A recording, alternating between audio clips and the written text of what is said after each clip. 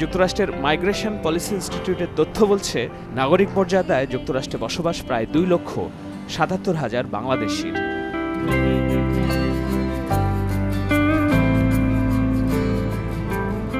তাদের পরিবার পরিজন মিলে বৈধ বাংলাদেশিদের সংখ্যা কেউ কেউ বলেন 5.5 লক্ষের মতো, যা দেশটির মোট জনসংখ্যার 0.5 ভাগ।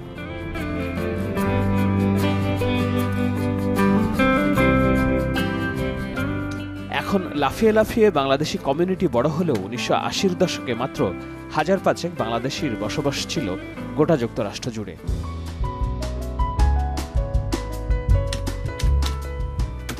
প্যাটারসনের এ বৃদ্ধ তাদেরই একজন। আজ 2015 সাল নাগাদ তার পরিবারের নাতি নাতিন মিলে সদস্য সংখ্যা প্রায় 150 জন, সবাই মার্কিন নাগরিক। এইগুলো আমি রেডি করতেছি। মানে আপনি এখনো মানুষ নিয়ে আসার কাজটা করে যাচ্ছেন? আমি ওটা করি যে মানুষের অনুরোধে বা পয়সার বিনিময়ে, পয়সা বলা যায় না, কারণ ওইগুলো immigration purpose. We help the community. ওই ইমিগ্রেশনের ব্যাপারটা হচ্ছে লয়ার করবে, কিন্তু we can help this people. কতজনকে এ পর্যন্ত নিজে হাতে হেল্প করেছেন? ওখানে বিরাট লাইন, ওইগুলো তো 1000 হবে, 1500। আজ অত বছর ধরে করতেছি, অনেক ফ্যামিলি আছে।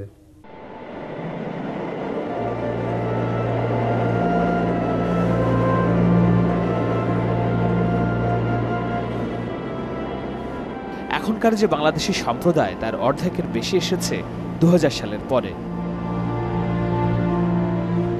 যদিও স্বপ্ন পূরণে আসা সব অভিবাসীর উন্নত জীবনের স্বপ্ন যে পূরণ হচ্ছে, সেটা সত্য নয়। চাঁদপুরের দুলাল মিয়া নিজে শারীরিকভাবে অক্ষম, রোগে ভুগছেন তার স্ত্রীও। কিন্তু মার্কিন সমাজ ব্যবস্থায় এমন দুস্থ অথচ বৈধ অভিবাসীদের ন্যূনতম যেসব সুরক্ষার ব্যবস্থা আছে, সেগুলির সুবিধা জানতে নিউ ইয়র্কের এই কমিউনিটি অফিসে এসেছেন কাগজপত্র তৈরির সহায়তা নিতে। আমি একটু অপেক্ষার মধ্যে আছি আর কি। এই কাগজটা একটু টাইপ করে দিব, আর এই যে সোনিয়া যে 2টা কাগজ দিচ্ছে আমার পেপার, যে আমার নার্সিংয়ের জন্য বলছে, এটা ডক্টরের কাছ থেকে অ্যাপ্রুভ করে আনতে। 2014-তে আমরা নিয়ারলি 4000 বাঙালি ফ্যামিলিকে আমরা হেল্প করছি, বিভিন্ন ডিফারেন্ট, প্লাস অলমোস্ট 200 ফ্যামিলিকে হোমলেস থেকে আমরা সেভ করতে পারছি। আসছে, কাজ নাই, ঘর ভাড়া দিতে পারতেছে না, খানের নাই, তারা যারা থাকতো ওইখান থেকে মালিক ঘর থেকে বাইরে করে দিতে চাইছে, তখন আমরা আমাদের কাছে আসছে, আমরা ওইখানে নিউ যে সোর্সগুলো আছে, যেগুলো হাউসের রেন্টগুলো আমরা দিতে পারছি, খাওয়ার জন্য টাকা সরকার থেকে নিয়ে দিতে পারছি, অ্যাটলিস্ট ওরা শেল্টারে যায় নাই।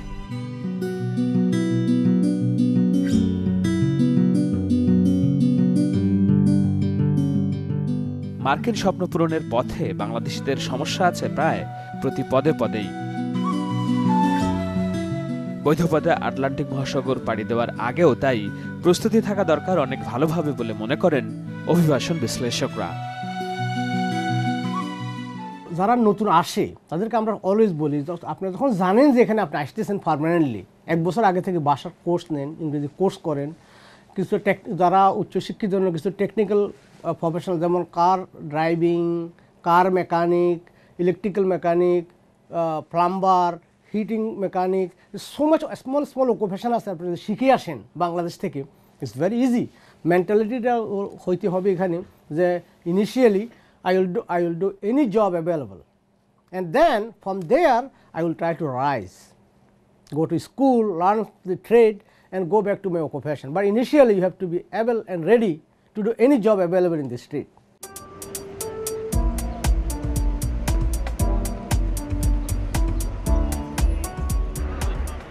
এর বাইরে মার্কিন মূল্যকে বাংলাদেশিদের সাফল্য গাথার পেছনেও একটা বড় দুর্নাম হলো এদেশে বসবাসকারী নারীদের একটা বড় অংশ কর্মবিমুখ।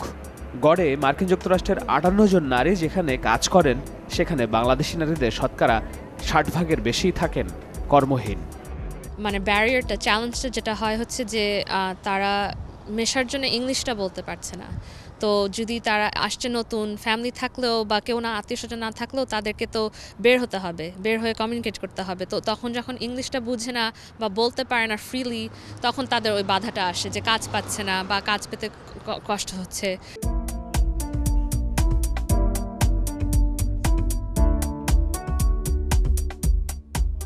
নিউ ইয়র্কের স্বপ্ন নামের এই নারী উন্নয়ন এনজিওর কাজ হলো বাংলার অভিবাসীদেরকে মূলধারায় নিয়ে আসতে প্রশিক্ষণ দেওয়া।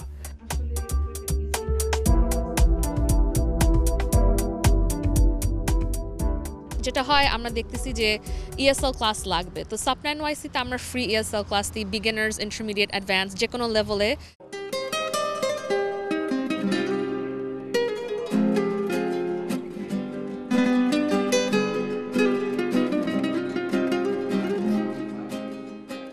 পরিসংখ্যান বলছে মার্কিন যুক্তরাষ্ট্রের 51টি রাজ্যের শতাধিক বড় বড় শহর থাকলেও মাত্র 13টিতে বাংলাদেশিদের বসবাস বাড়ছে। এই জনগোষ্ঠীকে মূলধারায় সক্রিয় করতে শহরে শহরে গড়ে উঠেছে নানা সংগঠন আর উদ্যোগ।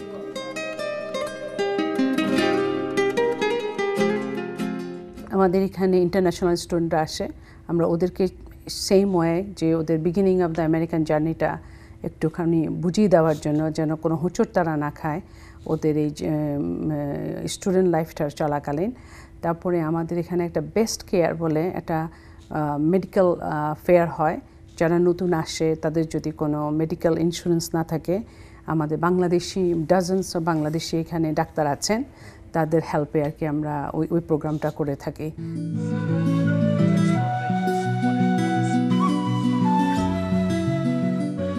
আমরা কিন্তু আমাদের দেশটারে খুব ভালোবাসি, সামান্য পয়সা জমাইলেই আমরা দেশে যাইতে চাই।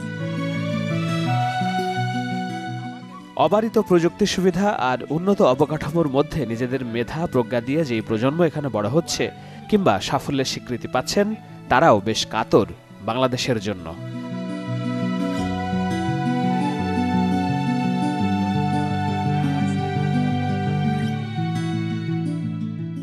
I am an immigrant. Every moment I feel that যে এটা আমার দেশ না, বাট আমি যে জিনিসগুলো অ্যাফোর্ড করতে পারছি, আমার 2টা গাড়ি আছে, আজকে 2টা বাড়ি আছে, I have probably a better life from that point of view, from a material point of view. I definitely miss my family and relatives, right? I cannot compensate that. মেধার অনেকখানি তারা কাজে লাগাতে চান বাংলাদেশের জন্য, কিন্তু দেশ তাদের সেই জায়গা দিতে বড়ই অসহযোগ বলেও অভিযোগ তাদের। Just think about it. Chinese people are going back to their country. Indian people is going back to their country. কারণ কি? কারণ গভর্নমেন্ট ওদের স্কোপ দিয়েছে। আমার মনে হয় আমাদের দেশের it is time now to go back and take the help.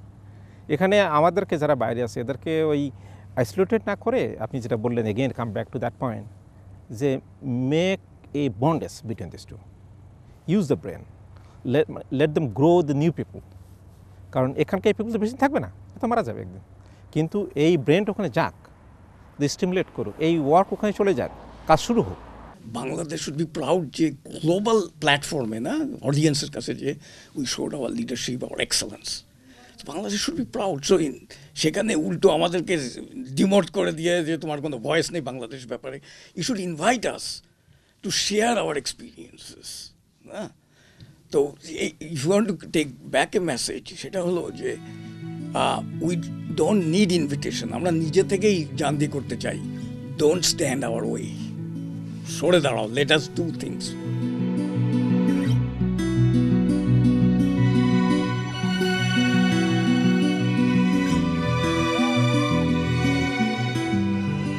এই আকুতির আড়ালে মার্কিন সমাজকে ছেড়ে দেওয়ার বাসনা নেই, বরং মার্কিন নাগরিক থেকেই নিজ জন্মভূমির সাফল্য রচনায় ভূমিকা রাখার এই আগ্রহ প্রতিটি মানুষের, যারা নিজের মাটি, মা আর সন্তানদের ছেড়ে ঘর বেঁধেছেন দূরে স্বপ্নের দেশে।